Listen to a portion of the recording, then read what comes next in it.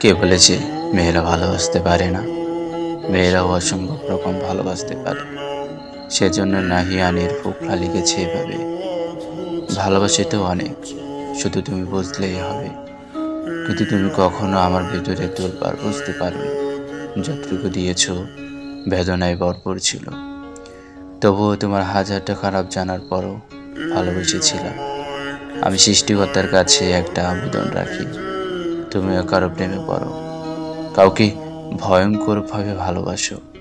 পুরো দুনিয়া ঘুরে তুমি যখন সত্যিকারের ভালোবাসা খুঁজে পাবে না, তুমি ভালোবাসার তৃষ্ণায় বিভোর হয়ে থাকবে।